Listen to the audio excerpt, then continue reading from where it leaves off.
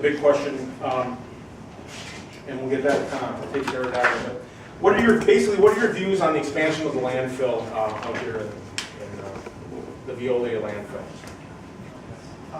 Right now, I have no opinion on that. I want to see the facts, I want to see the EIS statements, I want to hear from the residents, I want to hear from the applicant. I want some more information. I want to go out there and visit the site. I want to get some more information on this issue. I think it's premature to say that I have one feeling one way or the other about this because I don't know that much about it. I haven't seen a copy of the request. There are a lot of questions about this situation. I went through a similar situation with a blacktopping plant during my days on the town board at Frankfort Township. And you need to get all the facts. You need to know what's going on before you commit yourself to any kind of decision on something of this magnitude.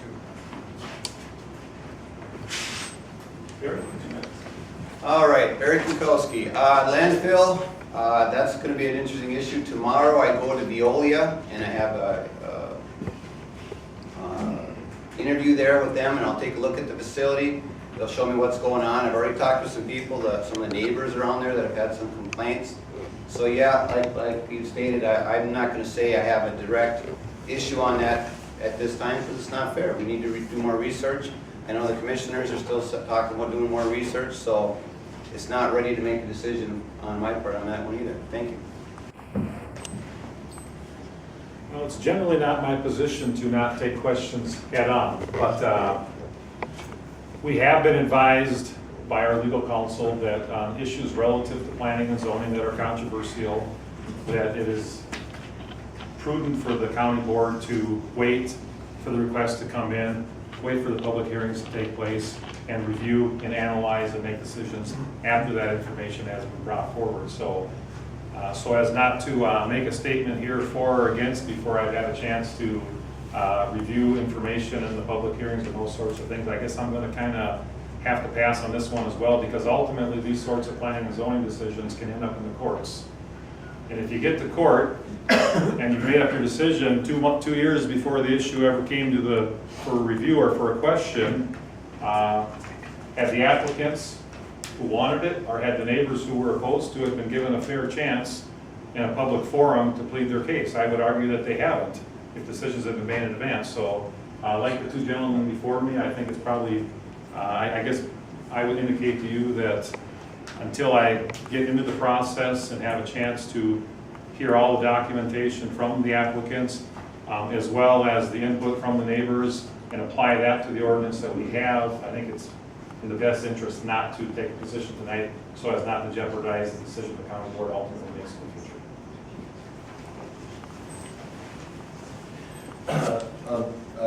Going with his thought too, is that in our township, I'm in charge of planning and zoning there, and you are in controversial issues. You are constantly asked at any time, "What do you think? What do you think?" And it is absolutely imperative that you do not divulge any opinion or any thoughts beforehand, because that is fodder for lawsuits. And as far as the landfill there, I've also gotten a letter from them, invited to get information about it too. But it's a long ways from being a done deal. The environmental worksheet, the filing for need, and none of that has been done yet. It's always kind of difficult when it's a controversial issue like this. The same thing with feedlots that we work with in our area, and it's kind of a difficult thing too. But if you work out a plan that where people are wanting to keep other people happy, down the line it will work out. But at this time, I will not express an opinion. Charlie, before you start, if you could maybe the first few times you speak, just tell what district you're from and give your name. That would help some of the folks. Should I start now? Yeah, go ahead. Start.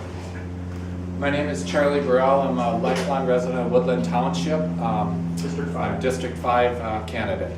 I think probably a better way to answer this question is kind of from a philosophical standpoint, to kind of know where I'm at.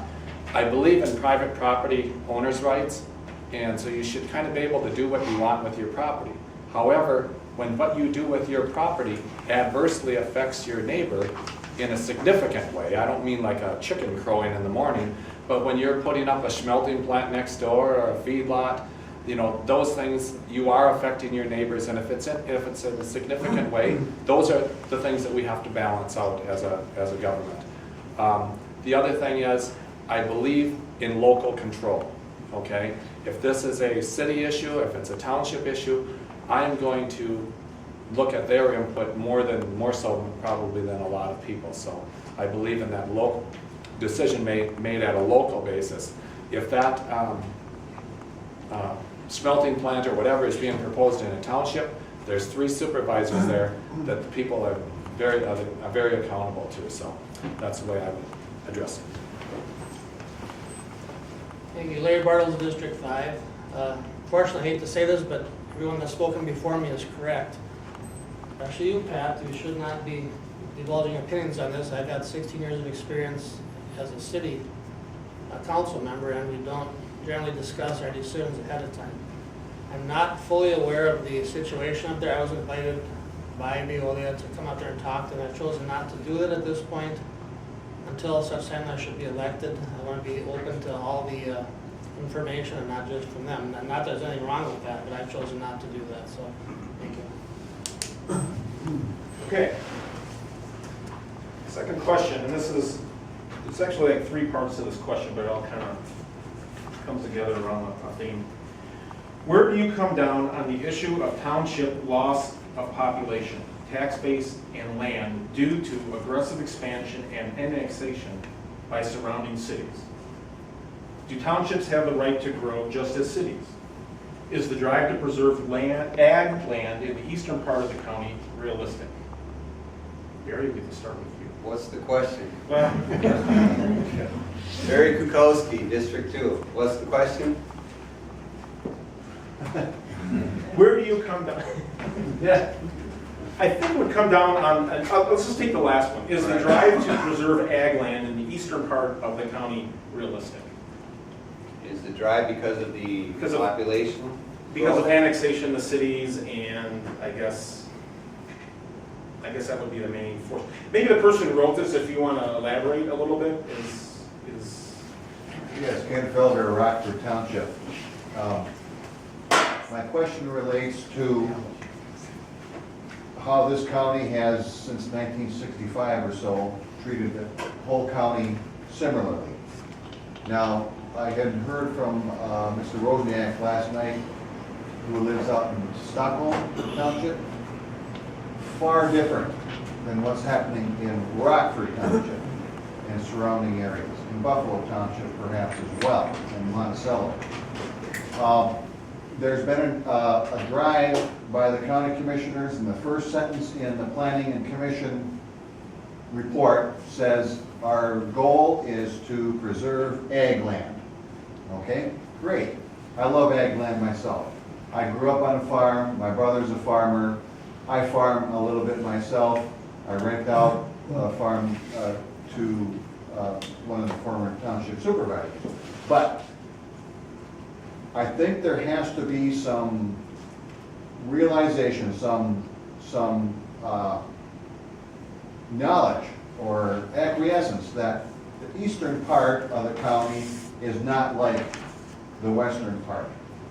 I was a town. So can you formulate the question, how do you manage that diversity? Is that a good way to, Well, how do we handle the conflicting? Okay. Can we just take it at that? Can we, okay, let me put it this way. Can we treat the county as a whole in the same manner? Okay, is that concise enough? Well, Or rather, how would you handle the conflicting? Well, growth needs to be where there's sewer and water. So if there's sewer and water, that's where you're gonna have your initial growth. That's where it's gonna be the most place. And you're gonna have growth out in the country, obviously, but it's gonna be dictated on the people that wanna buy and live out in the country. So if they wanna move out to the country, we've already got plenty of zoning issues that are out there. 1 house per 40, 1 house per 10, whatever that's gonna be. That zoning's already established. But most of the growth should happen around the cities, because that's where you should see most of your growth, because of the infrastructure that they have available there. So If you want to still preserve the ag land, then we have regulations in place for that also. So like, I have a hobby farm and my acreage is 1 house per 40. So I'm not gonna be putting up 10 houses out there, and if I could, I'd have to have sewer and water for some of those or put them on septic. And that's put a lot of tight people in a small area, so that's not what the city's looking for, the county's looking for. You're looking at development outside. Keep the development within the parameters that the infrastructure can handle. Can I respond to that, sir? Sure. If What you about got the less- township? What about the Well, township? wait, we can't, I'm sorry, but we just don't have time for responses. If you could follow, maybe you two can discuss that after. I'm done. Sorry, we'll bog down here, so go ahead, Pat. If I understand the question to be, should we look at the eastern part of the county relative to the western part of the county and do some things differently in planning and zoning? My answer to that is absolutely yes, and in fact, we do. Every township in the county doesn't have the same amount of zoning districts. If you look in our western part of our county, and particularly in our southwestern part of our county, those townships are predominantly agricultural zone. I mean, to the point that if you look at a map, white is agriculture and others, hash marks and colors are different sorts of zonings. And in those townships, like a Cokato Township, for example, or a Stockholm Township, where Leonard's from, those counties will probably be 95 or perhaps more percent agriculture in the plan.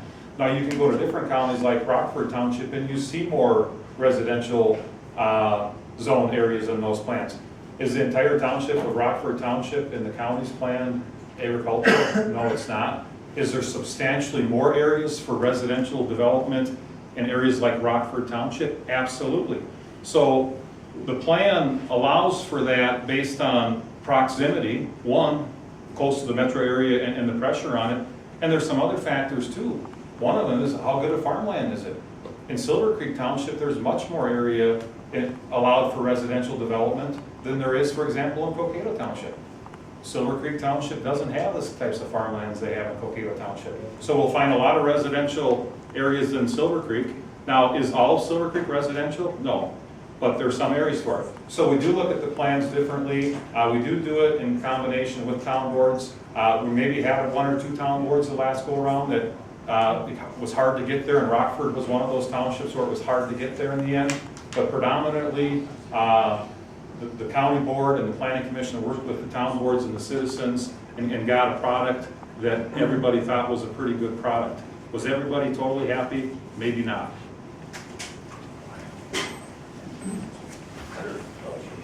Leonard Loggam, Stockholm, District 5. Last night we were discussing this issue at length, and it's clear to me some of the other candidates don't clearly understand planning and zoning within the township. And I was always an advocate of trying to get as many people involved, and I'd like to do that at the county level. When we had our southern half of the county was in the comprehensive plan done, I had a meeting within our own township that I published, and I says, come to the planning commission meeting and we'll discuss the comprehensive plan for our area. We had 35 people there. Okay, the county's meeting was at the Cokato High School. Okay, there was 12 people there. Okay, if you do not participate in this process, this will not change. If it's it was kind of disappointing. Our District 5 commissioner at the time never spoke, never gave any idea, never helped ask questions or try to promote. When I was at Howard Lake, there was our township, Cokato Township, and Middleville Township. And the other 3 townships never even showed up. So if it's awful hard to get people involved in that, and we have good involvement within our area. Yes, I know there's districts that